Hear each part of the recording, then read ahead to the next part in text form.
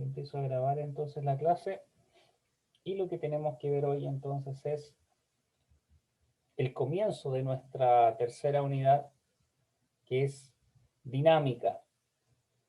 Si ustedes se acuerdan, cuando yo definí cinemática, yo les decía que la cinemática es el estudio del movimiento de los cuerpos, pero sin considerar sus causas.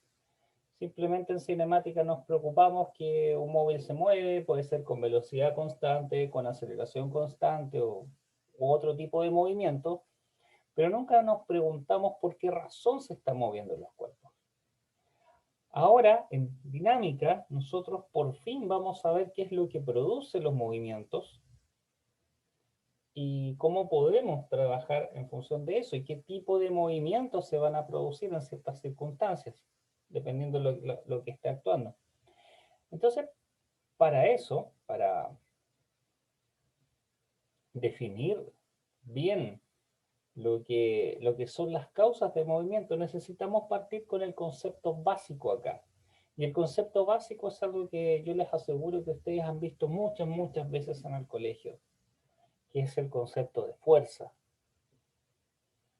¿cierto? La básica, después en la media, en física, si tuvieron, lo retoman nuevamente. La fuerza acá es el concepto base, es lo fundamental respecto a lo cual nosotros vamos a trabajar. Entonces, antes de partir por la definición de fuerza, yo les tengo una pregunta a ustedes. Es como algo muy, muy cotidiano cuando dicen, oh, esta persona tiene mucha fuerza. ¿Es correcto decir eso? ¿Es correcto esa afirmación? ¿Que una persona tenga mucha fuerza?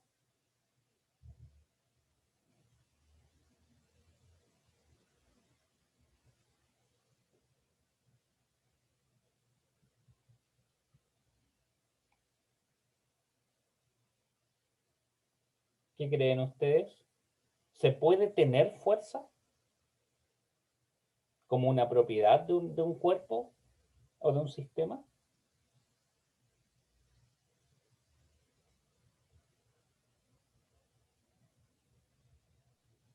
O sea, no es correcto decir que la persona tiene fuerza, pero sí que aplica mucha fuerza. Exactamente. Muy bien. Efectivamente, la fuerza en sí no es una propiedad de un cuerpo o de un sistema, sino que la fuerza es una interacción.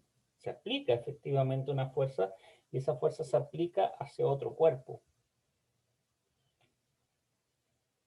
Entonces acá está la definición, ¿cierto? La fuerza entonces es una interacción entre dos o más cuerpos.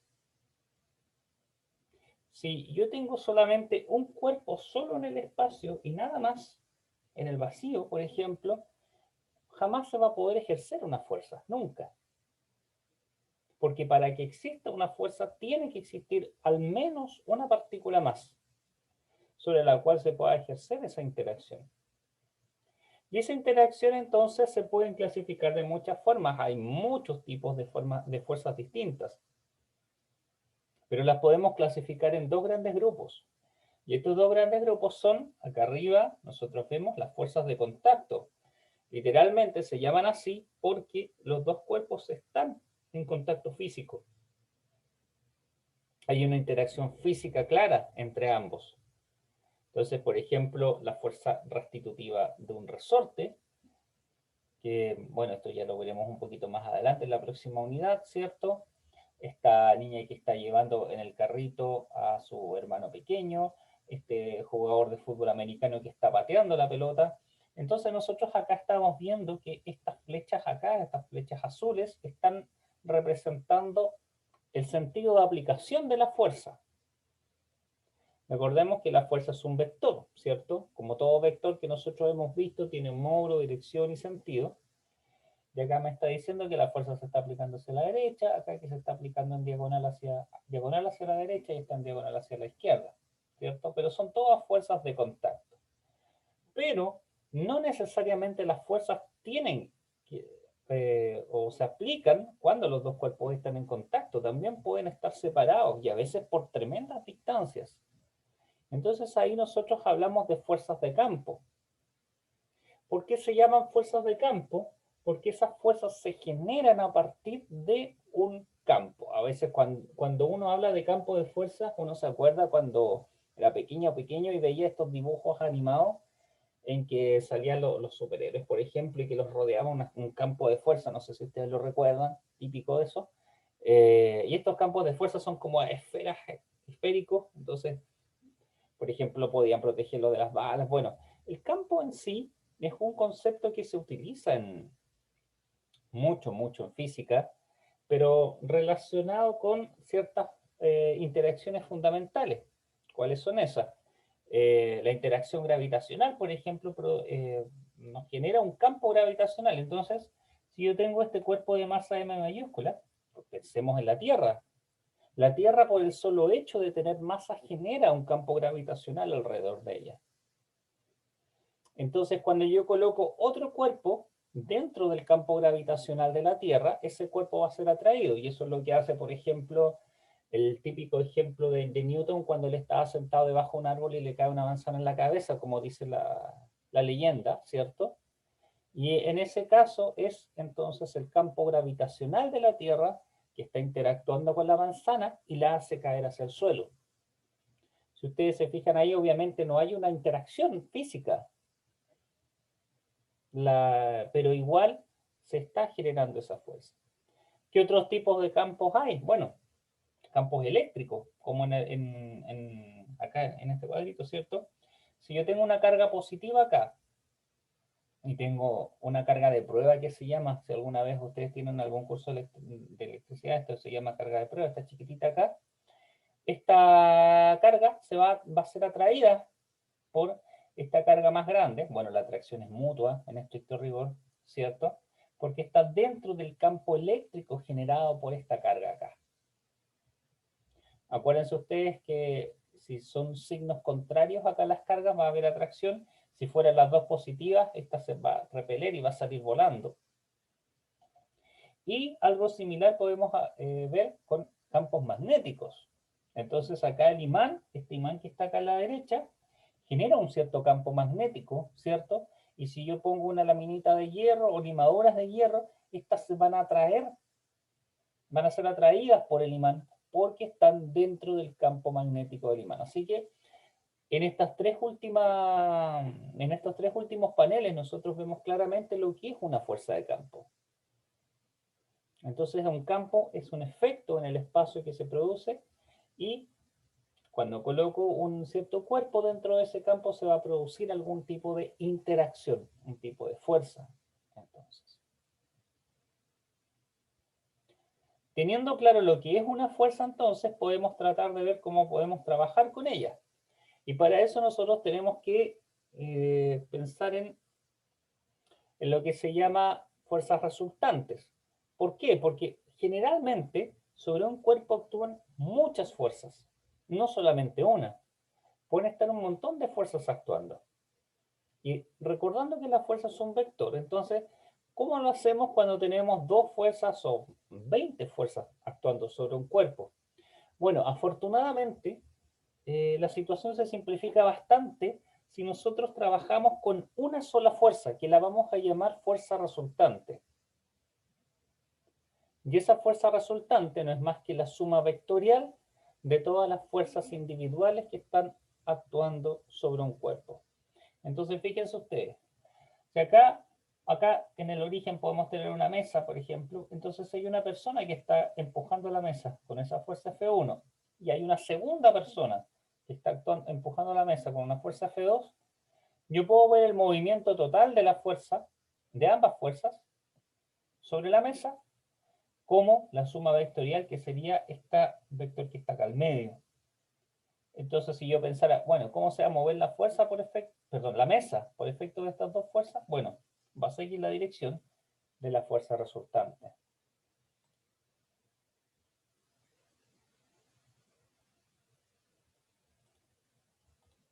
Entonces acá, por ejemplo, esto es bien fácil verlo en persona que tira la cuerda, ¿cierto? Aquí vamos a poner los valores acá.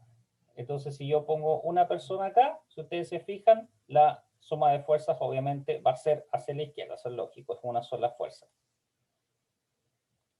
si ahora coloco una persona grande que está ejerciendo una fuerza de 100 newtons a la derecha y otra persona que está ejerciendo una fuerza de 50 newtons hacia la izquierda, la suma de fuerzas, es decir, la fuerza resultante, ahora va a ser hacia la derecha, pero va a ser la suma vectorial. Y la suma vectorial, como van para distintos lados, se restan, ¿cierto? Numéricamente. Así que por eso me queda esa fuerza resultante acá. Ahora podemos seguir tirando esto y si ustedes se fijan, ahora la fuerza resultante se carga hacia el otro lado y vamos viendo lo que va a pasar con la velocidad, con la rapidez acá. Si ustedes se fijan, la rapidez va aumentando, aumentando, aumentando, aumentando y ese aumento es de forma sostenida. Así que eso claramente ya me está mostrando que ahí hay un movimiento acelerado. Pero eso ya lo vamos a dejar para un poquito más adelante. Pero finalmente así funciona entonces la fuerza resultante. Así que siempre que ustedes tengan más de una fuerza, es más conveniente trabajar solamente con lo que es la fuerza resultante. ¿Cómo vamos hasta acá? ¿Alguna pregunta?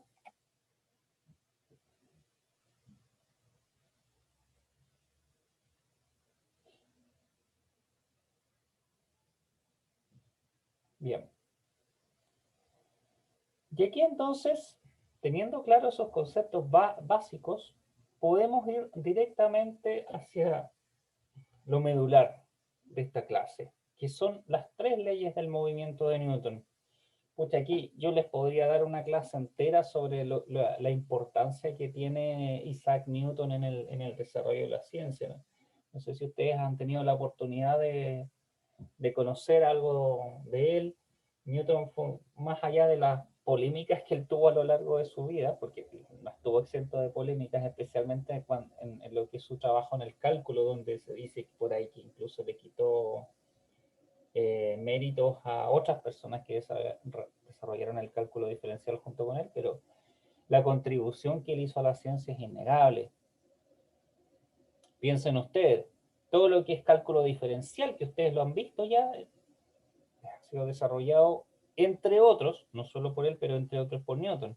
Las leyes del movimiento, los estudios de óptica que él hizo, él vio lo que era la descomposición de la luz a través de un prisma, como lo que ocurre con los arcoíris, ¿cierto? También hizo el primer estudio de la gravedad, y ese primer estudio de la gravedad duró hasta los tiempos de Einstein, imagínense usted, hasta que Einstein publicó la teoría de la relatividad, que vino a complementar y a profundizar en lo que había sido los estudios sobre gravitación de Newton. Así que, como les digo, es impresionante el aporte que hizo este caballero.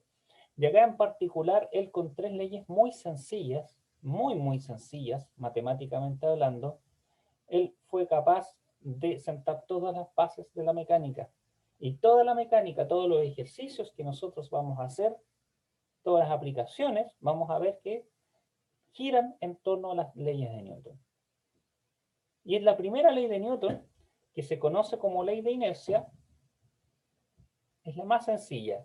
Y dice lo siguiente: cuando no hay fuerzas externas sobre un cuerpo, esa es una forma de verlo. La otra es cuando la suma total de fuerzas, o la fuerza resultante, mejor dicho, es cero, entonces el cuerpo se va a mantener o en reposo o en movimiento rectilíneo uniforme. Mucho ojo con eso, porque uno quizás se acostumbra a pensar de que la ley de inercia dice que si no hay fuerzas, el cuerpo va a estar en reposo. Si yo estoy sentado en el sillón, cansado después de todas las clases online, y estoy ahí viendo tele un rato, si no hay ninguna fuerza externa, que podría ser de repente la mamá que le está pidiendo que vayan a comprar, ustedes se van a mantener en reposo en el sillón. La ley de inercia es una ley, pero que funciona para todos, ¿cierto? Pero no solamente funciona ahí, sino que también implica que un cuerpo que se está moviendo con velocidad constante y en línea recta, ambas cosas, que si no hay fuerzas actuando sobre él, ese cuerpo jamás se va a frenar y se va a mantener en movimiento perpetuo por siempre. Así que eso ya me está dando una señal sobre cuál es el efecto de una fuerza sobre un cuerpo y cómo estas fuerzas pueden producir movimiento. Entonces la inercia, como muestra acá la figura, tiene efectos muy importantes, ¿cierto? Aquí, ¿qué es lo que ocurrió? Acá es el camión frenó. Lamentablemente, el chofer probablemente no se le olvidó la ley de inercia y no se recordó que, como dice acá abajo el texto, la carga que está acá adentro, que es como un bloque de piedra gigante, no tiene frenos y va a querer mantenerse en movimiento con velocidad constante y por eso sigue su movimiento, rompió aquí la puerta del contenedor y siguió de largo. Así que ese es principalmente el efecto de inercia, ¿cierto? O nos mantenemos en reposo si no hay fuerzas externas o nos mantenemos en movimiento en línea recta con velocidad constante. ¿Qué consecuencias tiene la ley de inercia? Bueno, quizás, tiene un par de consecuencias bien importantes. La primera es que podemos hablar de un tipo especial de sistemas de referencia, que nosotros vamos a llamar sistemas de referencia inercial.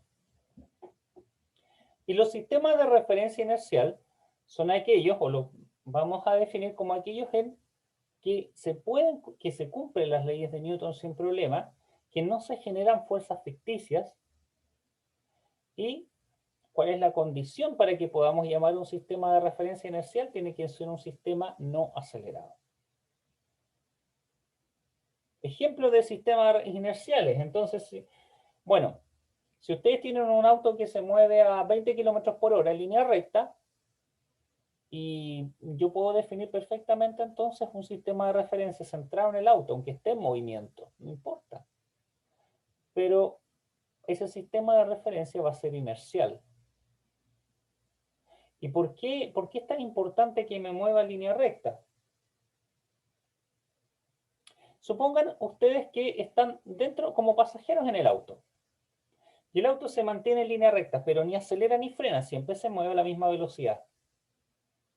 Si ustedes no tienen referencia, ustedes van a pensar casi que están en reposo, ¿cierto? No van a sentir ninguna fuerza.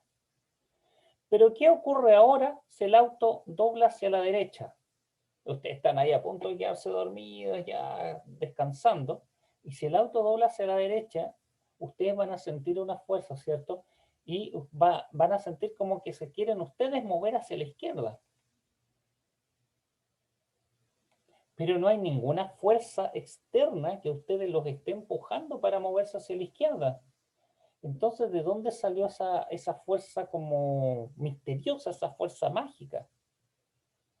Y eso es porque por el solo hecho que el auto cambió su dirección, deja de convertirse en un sistema inercial. Entonces empiezan a aparecer estas fuerzas diferentes que llamamos fuerzas ficticias. Una de las fuerzas, creo que ya la había mencionado cuando vimos movimiento circular, que es la fuerza centrífuga, ¿cierto? La fuerza centrífuga no es una fuerza real, no es una fuerza que exista en la naturaleza, aunque uno está muy acostumbrado quizás a hablar de esa fuerza. Esa fuerza se produce por estar dentro de un sistema no inercial. Imagínense ustedes la centrifugadora, cuando está girando el tambor de la centrífuga, ese es un sistema no inercial, claramente. Y se produce esta fuerza centrífuga, pero no es más que un efecto de la inercia sobre el movimiento circular de la ropa al interior de la lavadora. Así que entonces, cada vez que nosotros tengamos un sistema acelerado, esos sistemas son no inerciales, así que empiezan a pasar estas cosas extrañas, estas fuerzas ficticias de a las que yo hago mención. En general, nosotros vamos a trabajar siempre con sistemas inerciales, esa es la idea. Entonces, como dice acá, si un cuerpo cumple la primera ley, siempre va a ser posible encontrar un sistema inercial en el que éste tenga aceleración cero. Eso es una consecuencia súper buena. Así que para nosotros es súper importante eso, porque siempre vamos a encontrar un cuerpo o sea, un sistema inercial en que ese cuerpo no tenga aceleración, por lo tanto se mueva con velocidad constante. Incluso que se mantenga en reposo. Y otro tema importante es que para efectos prácticos la Tierra la vamos a considerar un sistema inercial. Pero como dice acá, en estricto rigor, la Tierra no es un sistema inercial. Si somos bien estrictos o estrictas, la Tierra no es un sistema inercial. ¿Y por qué puedo decir yo con tanta seguridad que la Tierra no es un sistema inercial?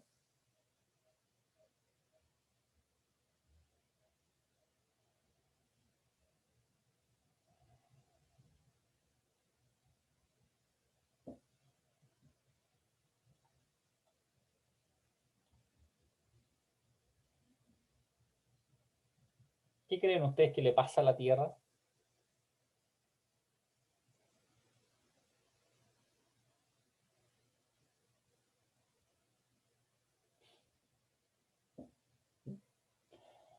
Bueno, si nadie quiere contestar, la Tierra está girando alrededor del Sol. Por lo tanto, permanentemente está cambiando su dirección. Y efectivamente ahí hay una fuerza entonces que es la fuerza gravitacional, la interacción gravitacional entre la Tierra y el Sol. Pero, ¿qué es lo que pasa? El movimiento giratorio de la Tierra alrededor del Sol es tan lento, acuérdense que nosotros vimos incluso un ejemplo con números cuando calculábamos la rapidez angular de la Tierra. Es tan lento ese giro, tanto el giro alrededor del Sol como la rotación sobre sí misma, que en la práctica nosotros podemos considerar sin ningún problema la Tierra como un sistema de referencia inercial. Esa es la razón de fondo. Su movimiento es tan lento que, a pesar de que es un movimiento acelerado, la aceleración es muy pequeñita. ¿Ya? Así que, ya saben entonces, la Tierra la consideramos un sistema de referencia inercial. ¿Cuál es la otra consecuencia de la primera ley? Es que nosotros podemos redefinir lo que es la masa. Quizá uno está muy acostumbrado y en el colegio a nosotros nos enseñaron que la masa es cantidad de materia de un cuerpo. Y bueno, en la práctica sí es bastante válido, pero no siempre es así.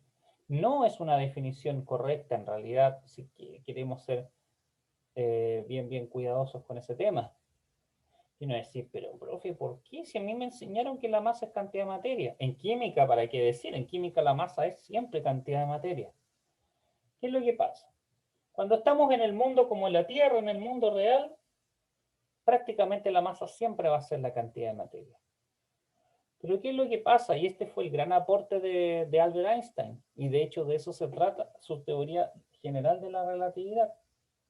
El señor Einstein nos dijo que mientras más rápido se esté moviendo un cuerpo, va a aumentar su masa. Y ahora me pueden decir, pero ¿cómo eso significa que el cuerpo se va a hacer más grande? No. Va a pasar que su inercia va a aumentar. Y ahí nosotros podemos redefinir la masa. Entonces, ¿cómo vamos a definir la masa? Y ya les voy a explicar el ejemplo de Einstein entonces. Nosotros de ahora en adelante vamos a considerar que la masa es la medida de la inercia de un cuerpo. Y esta definición es siempre válida, me mueva lento, me mueva a velocidades cercanas a la luz, no importa, siempre va a ser así. Es decir, la resistencia de un cuerpo a los cambios de velocidad. Y eso se puede ver claramente.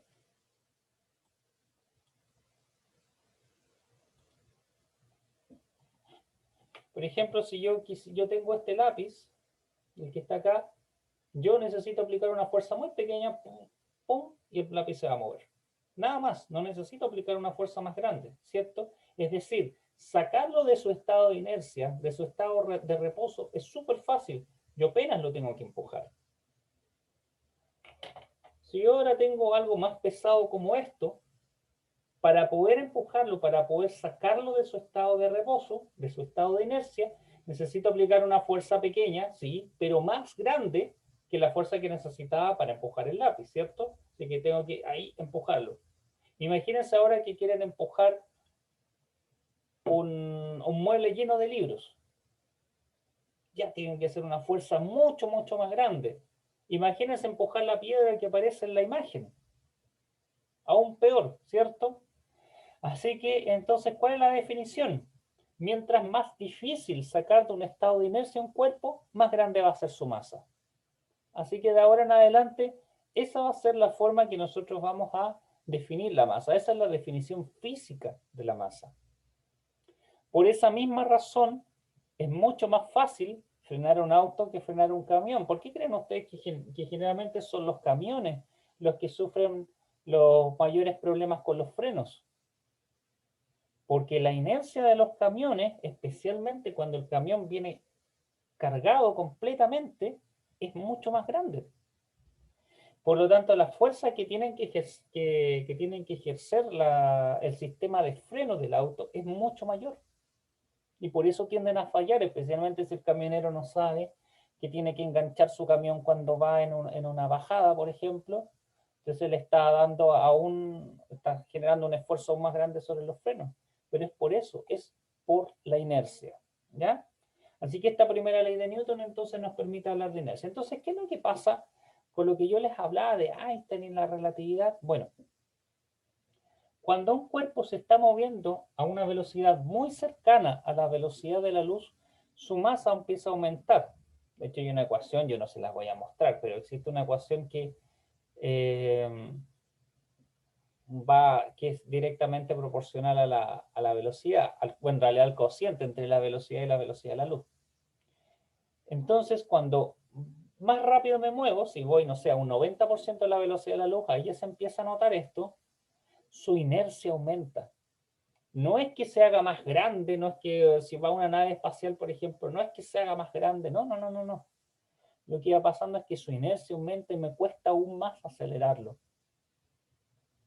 Y llegamos al punto, de hecho, que cuando un cuerpo se mueve exactamente a la velocidad de la luz, su masa se vuelve infinita.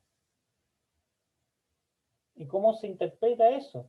Bueno, se interpreta que necesita una fuerza infinita para poder acelerarlo desde ahí a una velocidad más alta. Y por eso nosotros decimos que la velocidad más alta que se puede alcanzar es la de la luz. Y no puedo llegar más allá.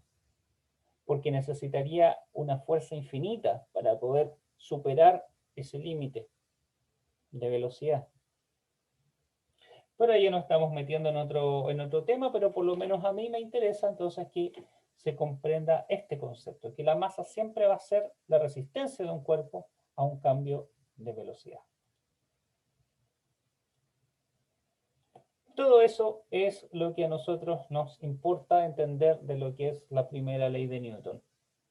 ¿Estamos bien hasta acá?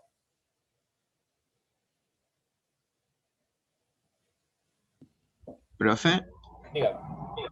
em, ¿y esto aquí no influye en nada el volumen de un cuerpo, solo la masa? Solo la masa. Porque se acuerda que cuando habíamos hecho lo de la bola que la lanzaba del cañón, había un cambio, un cambio cuando le cambiaba el diámetro a la bola y también la masa, como que llegaba más lejos o más cerca, no recuerdo. Ah, pero eso era cuando tomábamos en cuenta la resistencia del aire. Ujú. Sí, ahí sí. Pero los cambios ahí, esos cambios se producen por la resistencia del aire. Y efectivamente, a mayor volumen, en realidad más que a mayor volumen, lo que importa es la superficie que está en contacto con el aire. Mientras mayor es la superficie en contacto con el aire, aumenta la resistencia. De hecho, gracias a eso funcionan los paracaídas. Los paracaídas tienen un área superficial súper extendida y eso genera una fricción con la atmósfera súper alta. Pero es solo por eso, por el tema de la resistencia con la atmósfera. Pero lo que es la inercia, el volumen o la extensión de un cuerpo no influye absolutamente en nada.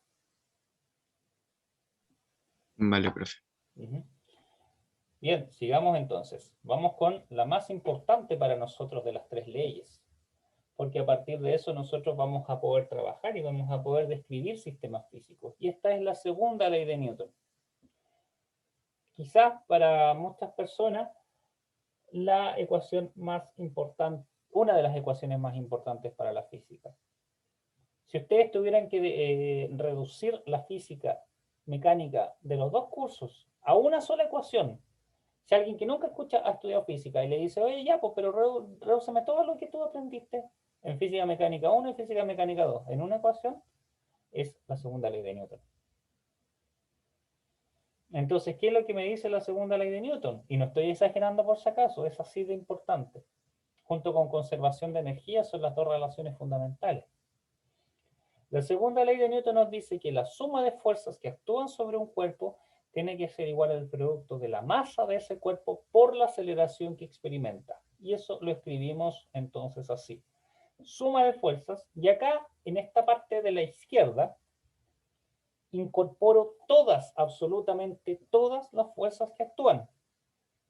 Pueden ser 100 fuerzas, pueden ser 1500 fuerzas, todas las que ustedes quieran. ¿Y qué hacemos con esas fuerzas? Las sumamos vectorialmente acá. ¿Y cuál es el resultado? El resultado es que nuestro cuerpo va a acelerar. Así que aquí está la relación entre dinámica, entre fuerza y movimiento. Esta ley nos relaciona fuerza con movimiento. Nos dice que junto a todas las fuerzas, en una fuerza que llamamos la fuerza resultante, ¿cierto? Entonces todo lo que está al lado izquierdo es la fuerza resultante. Y el efecto de esa fuerza sobre el cuerpo va a ser igual al producto de la masa del cuerpo por la aceleración. Es decir, cada vez que yo tengo fuerzas actuando sobre un cuerpo, entonces vamos a generar un movimiento acelerado. No va a ser un movimiento en línea recta. Entonces, bueno, esto ya lo sabemos, ¿cierto? La fuerza en el sistema internacional, nuestra unidad de medida fundamental es el newton, y el newton se expresa como 1 kilogramo por metro partido por segundo al cuadrado, si nosotros hacemos el análisis dimensional. Y si ustedes se fijan, esta es una ecuación tremendamente sencilla, es súper pequeña, súper cortita la ecuación. No son estas ecuaciones largas, extensas, no. Es una ecuación muy elegante. Al menos en el punto de vista de la física se habla que es una ecuación muy elegante, es como la ecuación de Einstein, E igual a mc cuadrado también. Son ecuaciones súper ahí concretas, pero que entregan una cantidad impresionante de información. Porque lo que me dice la segunda ley de Newton es que en función de todas las fuerzas que actúan, yo puedo saber cómo va a ser el movimiento de ese cuerpo. Es decir, estoy conociendo las causas del movimiento. Todo eso está acá. Vamos a dedicar una clase completa a ver aplicaciones de la segunda ley de Newton, que es la próxima clase, ¿ya? Así que sigamos adelante. Una consecuencia de la segunda ley de Newton es el concepto de peso. Porque el concepto de peso viene de la segunda ley de Newton, suponiendo que la única fuerza que está actuando sobre un cuerpo es la fuerza de gravedad. Entonces, como dice acá, todos los cuerpos que tienen masa experimentan una interacción gravitacional, y la interacción gravitacional es una fuerza atractiva, ¿cierto? Y la fuerza gravitacional que ejerce la Tierra sobre un cuerpo, eso lo llamamos peso, y se expresa por esta ecuación. Fg o W minúscula, cualquiera de las dos, ojo. De hecho, nosotros vamos a tender a utilizar más la palabra W minúscula, del inglés weight, ¿cierto? Que significa peso, y va a ser masa por la aceleración de gravedad. Y como les digo, esto es consecuencia de la segunda ley de Newton, porque la única fuerza actuando en el lado izquierdo es la fuerza de gravedad, y la aceleración es igual a g en este caso, la aceleración gravitacional. Y acá tenemos que recordar que el peso es un vector, y esto es súper importante cuando resolvamos ejercicios de segunda ley de Newton. Es un vector, va a apuntar siempre hacia abajo, hacia el suelo, ¿cierto? Y va a depender de la posición y altura de un cuerpo. ¿Por qué? Porque G cambia con la altura de un cuerpo, la altura sobre el nivel del mar.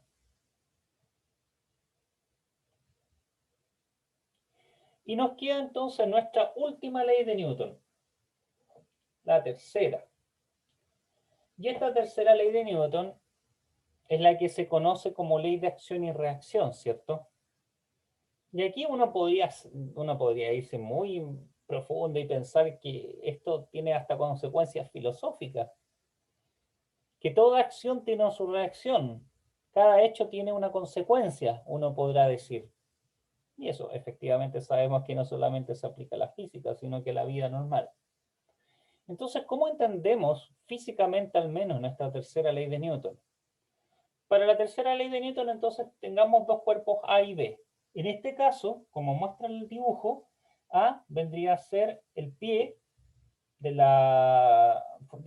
futbolista acá y B es la pelota. Entonces, mire la notación. Voy a llamar F de A a B la fuerza que ejerce el cuerpo A sobre el cuerpo B. Ya esta fuerza yo la voy a llamar acción. Es la acción principal, ¿cierto? Entonces, la tercera ley de Newton lo que me dice es que no solamente está la acción, sino que también el cuerpo B va a ejercer una fuerza sobre el cuerpo A. Y esa fuerza la vamos a llamar reacción, que va a tener la misma magnitud. Miren qué interesante, pero va a estar en sentido contrario. Entonces, la tercera ley de Newton se escribe vectorialmente así. El vector de la acción es igual al menos el vector de la reacción. ¿Cómo lo interpretamos acá? Supongamos que aquí el futbolista ejerce una fuerza de, no sé, 100 newton sobre la pelota. La pelota va a ejercer de vuelta una fuerza de 100 newton sobre el pie del futbolista. Ahora, como la pelota es blandita, usualmente, aunque esté una pelota inflada, pero no es un cuerpo rígido, a eso me refiero. Entonces, en el pie uno no lo va a sentir, ¿cierto? No va a sentir un efecto. Pero ¿qué pasa si yo a esta pelota la reemplazo por una muralla? Y no sé, yo, por ejemplo, un típico día, oh, estoy enojado, me dieron una nota de una asignatura y no fue la nota que yo quería, me saqué una mala nota. Y yo voy y me descargo contra no sé, contra una pared, contra una puerta, y voy y le pego una patada, con una fuerza de 100 newton. El problema es que la pared va a ejercer sobre mí también una fuerza de 100 newton. Y si esa pared es rígida, entonces la fuerza completa se va a devolver hacia mí. Y por eso a uno le duele cuando uno golpea un objeto rígido, por la ley de acción y reacción. Así que ahí se entiende entonces claramente. Y incluso más. ¿Qué me dirían ustedes si, por ejemplo, yo les dijera lo siguiente? La Tierra a ustedes, a todos nosotros, nos está atrayendo con una fuerza igual a nuestro peso, ¿cierto? Por ejemplo, si una persona no sé, pues 50 kilogramos, el peso de esa persona van a ser aproximadamente 490 newton, ¿cierto? Esa es la fuerza con la que la Tierra nos atrae a nosotros. ¿Y qué pasa si yo les dijera que nosotros también atraemos a la Tierra con la misma fuerza? ¿Será correcto eso? ¿Decir que yo atraigo a la Tierra con una fuerza igual a mi peso? ¿Es cierto eso?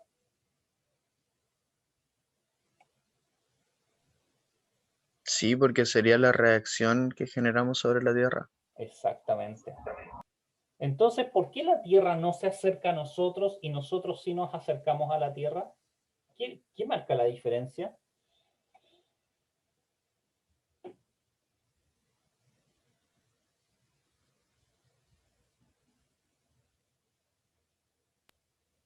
Que la Porque masa de la Tierra es mayor. exactamente. Y la masa muy bien, y la masa de la Tierra es muchos, pero muchos órdenes de magnitud más grande que la masa de nosotros. 24 órdenes de magnitud más grande que nosotros. Un cuatrillón de veces más grande que nuestra masa. Por lo tanto, la diferencia en las aceleraciones, la aceleración de nosotros versus la aceleración de la Tierra, debido a la atracción de nosotros, tiene una diferencia de un cuatrillón de veces.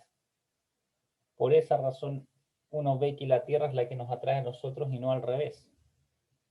pero efectivamente cada uno de nosotros que está parado sobre la Tierra atrae gravitacionalmente a la Tierra con una fuerza equivalente a su peso. Y eso es entonces una consecuencia de la tercera ley de Newton.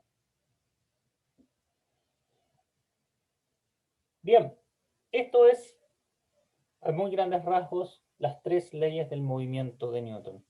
De ahora en adelante, esta clase, la próxima y la siguiente, todas se van a tratar de encontrar aplicaciones de estas tres leyes. Así que a mí me interesa saber que esto se haya entendido. ¿Hay alguna pregunta? ¿Hay algo que no quedó claro? Díganme ustedes.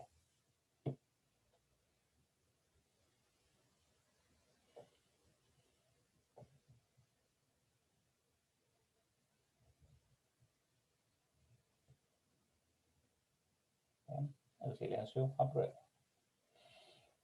Entonces, veamos aplicaciones de las leyes de Newton. Para entender las aplicaciones, primero debemos entender un concepto muy importante que se llama los diagramas de cuerpo libre. El diagrama de cuerpo libre para ustedes va a ser fundamental, lo van a aplicar muchas veces, así que es importante entenderlo súper bien. ¿Cómo se entiende esto? Un diagrama de cuerpo libre muestra las fuerzas que actúan sobre un cuerpo por separado.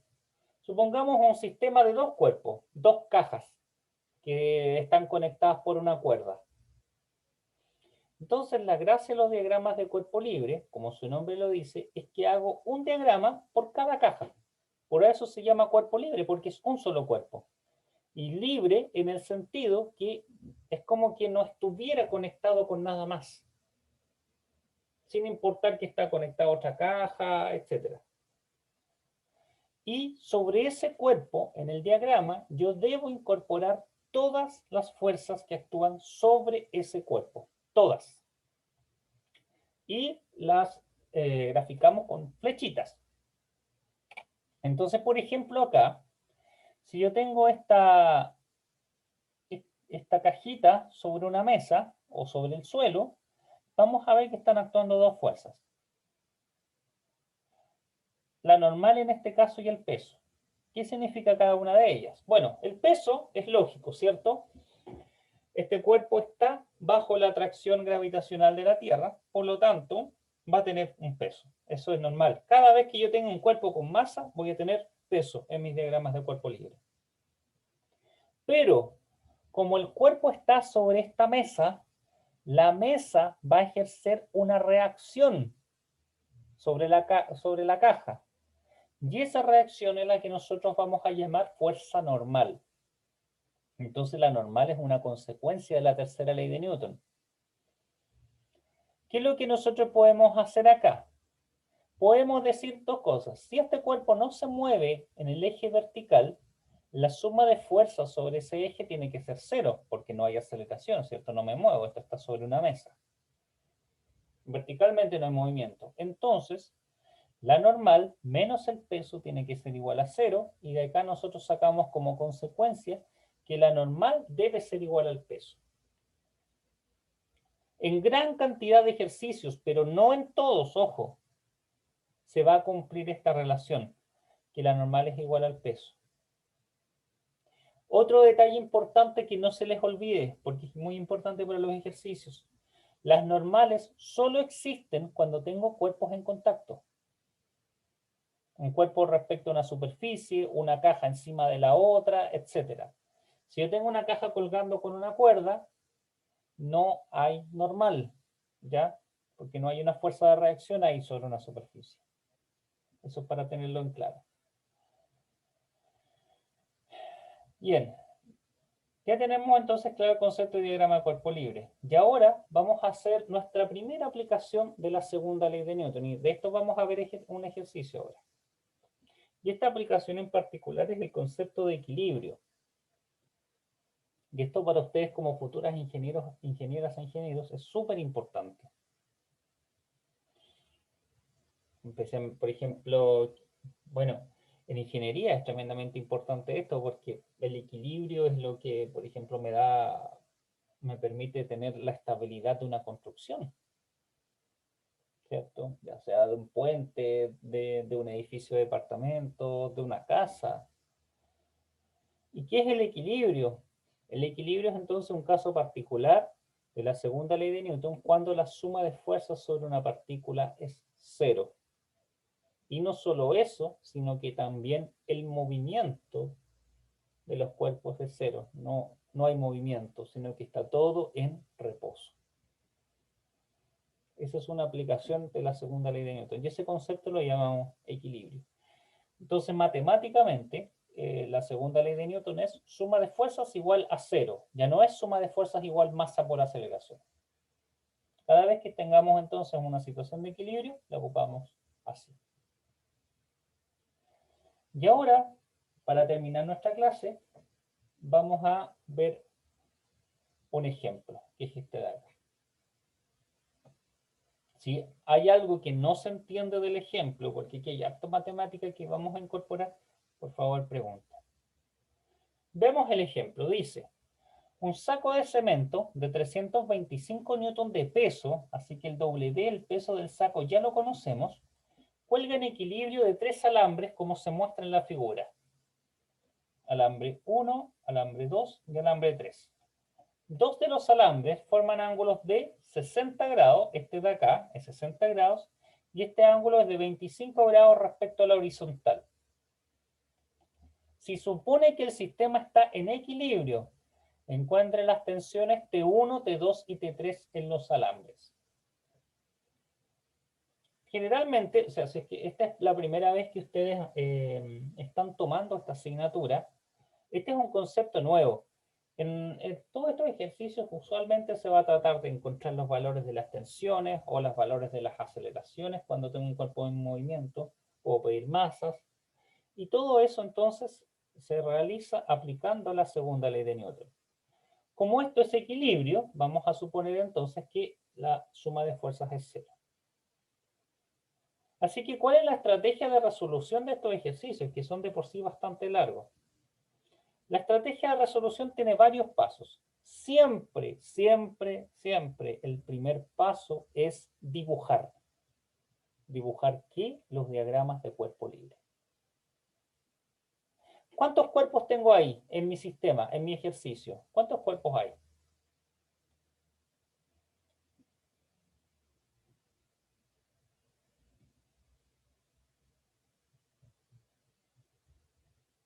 Vamos, jóvenes, participen. No quiero que esto se convierta en un monólogo.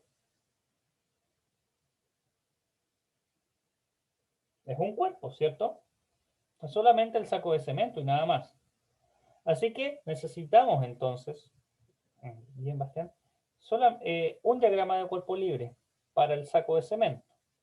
Pero además, si bien no son cuerpos en estricto rigor, necesito un diagrama de cuerpo libre para las cuerdas. Eso es súper importante. Vamos a necesitar un diagrama de cuerpo libre para las cuerdas. ¿Por qué? Porque también van a haber fuerzas que están actuando acá, que de otra forma no las vamos a poder estudiar. Así que en ese caso, cuando tengo un sistema de cuerdas, necesito un diagrama de cuerpo libre para las cuerdas. Veamos, acá están los dos diagramas de cuerpo libre. Fíjense ustedes, aquí hay mucha información, así que vamos de a poco. El de la izquierda es el diagrama de cuerpo libre para el saco de cemento. Ya vamos a ver esto. Enfoquémonos acá. Lo primero es definir un sistema de referencia. De aquí definir mi eje X, de aquí definir mi eje Y. ¿Es importante eso? Sí, es súper importante. Porque las fuerzas son vectores y los vectores dependen del sistema de referencia. Así que acá la lógica es escoger un eje X y un eje Y. Me pregunto ahora, ¿cuáles son las dos fuerzas o todas las fuerzas que están actuando sobre el saco? Y la respuesta es solo dos. La primera fuerza es el peso. Recuerden, si tengo un cuerpo, tengo peso. Siempre. Y el peso lo llamamos W. Recuerden, W minúscula. Así que esto es mg. Pero también tengo otra fuerza y es la tensión de la cuerda. ¿Por qué? Porque literalmente la cuerda se pone tensa al colgar un cuerpo. Vean ustedes cualquier cosa que tenga una cuerda. Yo les voy a mostrar acá. Por ejemplo, tengo este disco externo. Esto de acá, el cable, viene a funcionar una cuerda. Cuando yo esto lo dejo colgando, el cable se pone tenso. Esa es la tensión. Literalmente la tensión es consecuencia. La tensión es una fuerza de reacción. Es tercera ley de Newton. De hecho, si yo esto aumento la masa, ustedes se fijan que el cable va a quedar más recto porque la tensión aumenta mientras más masa está colgando acá. Lo interesante de la tensión es que como es fuerza de reacción, va a ir en sentido contrario a la fuerza inicial. ¿Cuál es la fuerza inicial? El peso, y el peso va hacia abajo. Por lo tanto, la tensión, como es reacción, apunta para arriba. Y es por esa razón que esta flecha de la tensión 3 va a estar apuntando para arriba. ¿Ya? Eso es respecto a mi primer diagrama de cuerpo libre, el del saco de cemento. Ahora hago un diagrama, un segundo diagrama para todas las cuerdas.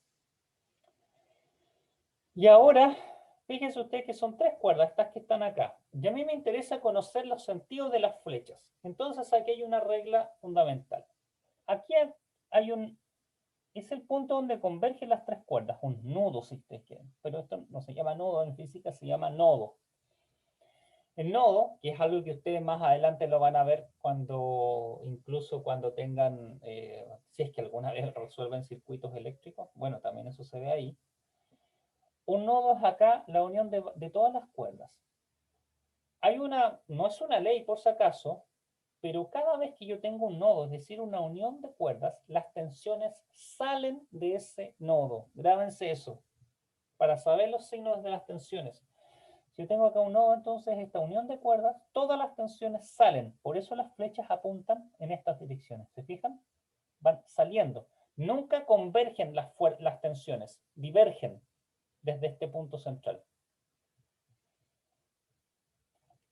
¿Ya? Las flechas y eso implica entonces que las tensiones van a apuntar hacia las paredes, como dice acá. ¿Ya? Acá está como el techo, entonces o hacia las paredes o los techos. Así que hacia acá van a apuntar las tensiones. Y el otro detalle importante, fíjense ustedes, la tensión T3 aparece en los 2 diagramas de cuerpo libre. Eso es interesante. Cada vez que yo tenga una tensión que aparece en 2 diagramas de cuerpo libre, sus flechas deben ir en sentidos contrarios.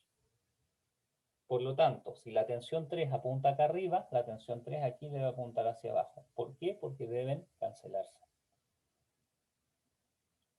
¿Se cumple eso acá? Sí, efectivamente. Y lo otro, fíjense ustedes que yo tengo definido otro X e Y.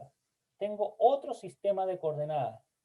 Y eso quizás acá no nos sirva mucho, pero cuando veamos plano inclinado en la próxima clase va a importar.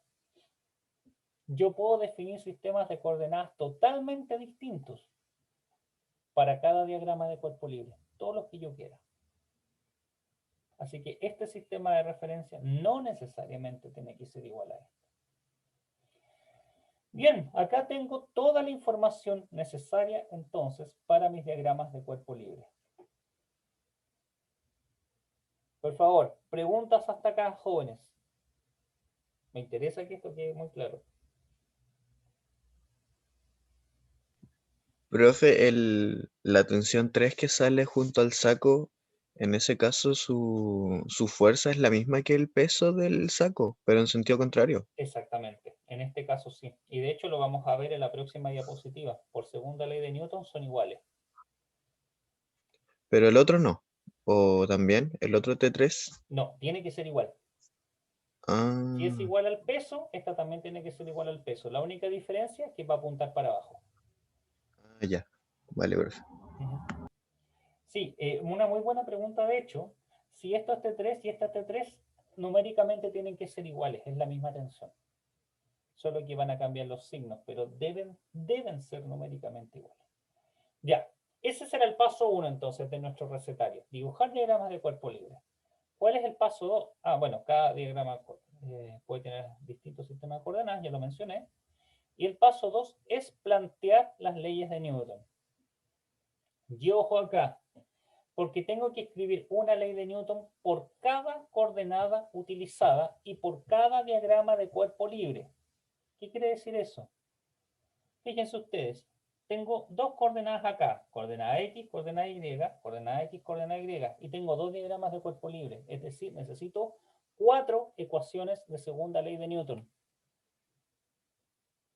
Ahora, afortunadamente, si ustedes se fijan, en el eje X de mi primer diagrama no hay ninguna fuerza, no hay nada acá en el eje X.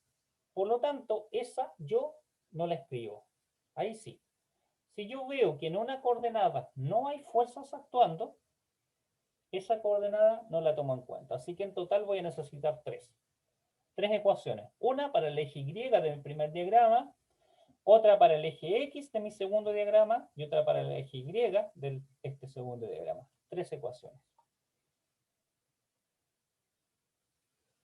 Así que vamos, enfoquémonos en el primer diagrama de cuerpo libre saco. Recuerden, suma de fuerzas igual a 0 porque estamos en equilibrio. Como ven, en el eje X no se escribe ley de Newton, no hay ninguna fuerza. Y en el eje Y tengo dos fuerzas, tensión y peso. Al estar en equilibrio, la suma de fuerzas es 0. ¿Cómo se escribe? Suma de fuerzas en el eje Y, se escribe así, igual a 0. Entonces, a la izquierda coloco todas las fuerzas. Y ojo con los signos. El eje Y es positivo para arriba. Por lo tanto, todas las fuerzas que apuntan para arriba son positivas, todas las fuerzas que apuntan para abajo son negativas. Así que por esa razón escribo así. Tensión 3 positiva, porque apunta para arriba, menos peso negativo, porque apunta hacia abajo, igual a 0. ¿Por qué igual a 0? Porque estamos en equilibrio. Así que de acá ordenamos esto y nos queda T3 igual al peso, que era justamente la pregunta que me habías hecho recién. Matemáticamente, entonces, la tensión 3 debe ser igual al peso. Y esta la guardamos. Esta es nuestra primera ecuación y es importante. Ahora hacemos lo mismo, pero para el eje X y Y de las cuerdas. De acá, mucho ojo con este tema. Dice, usamos relaciones trigonométricas. Fíjense ustedes, acá tengo el vector T1. ¿Se acuerdan que por el dibujo tenía que apuntar acá? Bueno, el vector T1 yo lo voy a hacer como la suma de sus componentes, suma vectorial de sus componentes. Su componente X y su componente Y. Entonces, si ustedes ven acá la línea punteada de la componente Y apunta hacia arriba y la línea punteada de la componente X apunta hacia la izquierda. Y este es el ángulo. Entonces, fíjense ustedes. La tensión 1 va a tener componente en el eje X y va a tener una componente en el eje Y. ¿Cuánto vale cada uno? Vamos con la primera, eje X. Si no se entiende, pregunte. ¿Cuánto vale T1X? Recuerden, este es un triángulo rectángulo, así que va a ser T1, perdón, T1Y estamos acá, es esta de acá. T1Y va a ser T1 por, y me pregunto, esto ya lo habíamos visto, ¿el T1Y toca al ángulo? Mi respuesta es no lo toca, por lo tanto va con seno. Así que va a ser T1 por seno de θ1, de este ángulo de acá, que este era 60 grados. No nos olvidemos eso.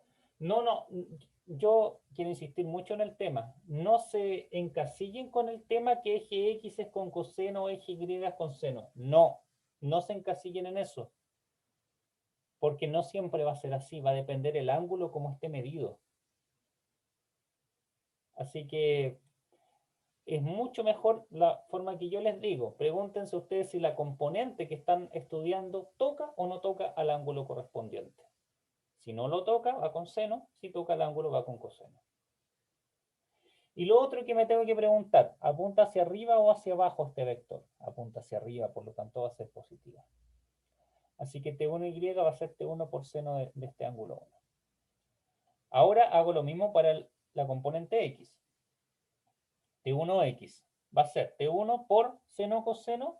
Bueno, toca el ángulo, por lo tanto es coseno, pero va a tener signo negativo porque está apuntando hacia la izquierda y mi eje X es positivo hacia la derecha. Así que estos signos son súper importantes porque si se equivocan en el signo de acá, todo va a estar malo en su ejercicio. Así que es muy, muy importante tener claro los signos.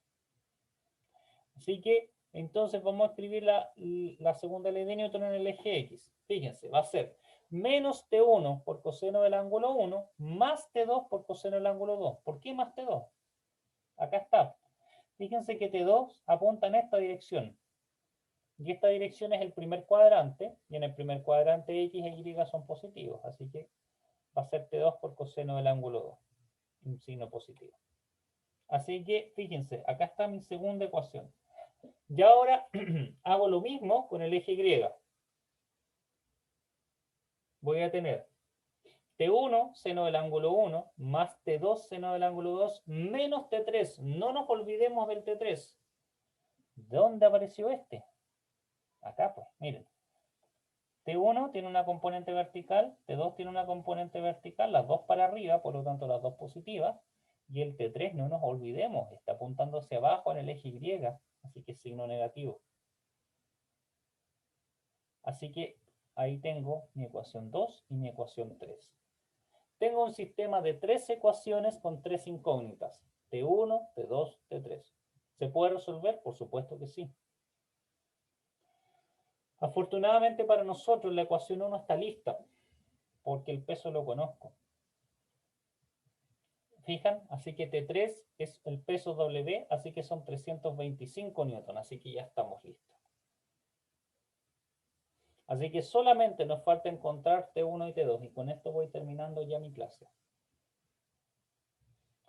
¿Qué voy a hacer? Acá puedo usar lo que a mí se me ocurra para resolver el sistema de ecuaciones, el método que me dé la gana. Yo, en particular, despejé T1 de la ecuación 2. Ustedes pueden hacerlo, pueden despejar T2 si quieren, da lo mismo. T1 va a ser T2 por coseno del ángulo 2 sobre el coseno del ángulo 1. Y ahora esta ecuación la vamos a meter en la ecuación 3, en esta que está acá abajo. Donde diga T1, lo reemplazo por T2 coseno del ángulo 2 sobre coseno del ángulo 1. Entonces fíjese que me va a quedar eso. T2 coseno del ángulo 2 sobre el 1 por seno del ángulo 1 más seno del ángulo 2, factoricé por T2 acá, igual a T3. Se ve un poco feo, sí, es verdad, pero conozco todos estos datos, pues. Conozco este que vale 25 grados y este vale 60 y esto vale 325 newton. Conozco absolutamente todos los números acá. Yo reemplazo eso, obviamente el detalle no lo voy a hacer acá, lo pueden hacer ustedes en sus casas más tranquilamente después. Y el T2 entonces vale con tres cifras significativas 163 newton. Y ahora, para encontrar T1 ya es fácil. Este que está acá lo ponemos de vuelta en esta ecuación de aquí. Y eso me da T1 igual 296 newton. Así que tengo entonces los valores de las tres tensiones tal cual como el ejercicio me pedía. Preguntas sobre el ejercicio.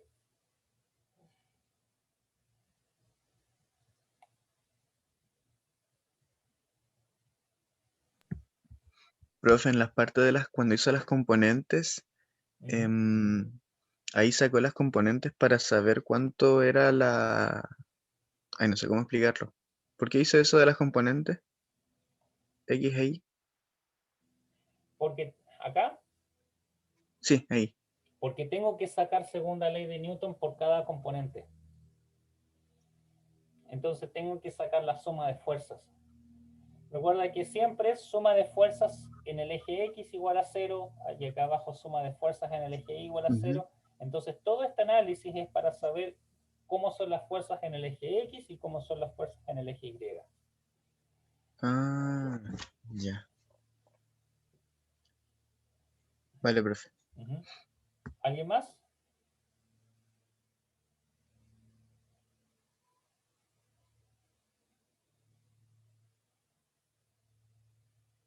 Bien. Yo les voy a dejar ese ejercicio propuesto, entonces háganlo ustedes por su cuenta. Frank lo va a hacer en la ayudantía después.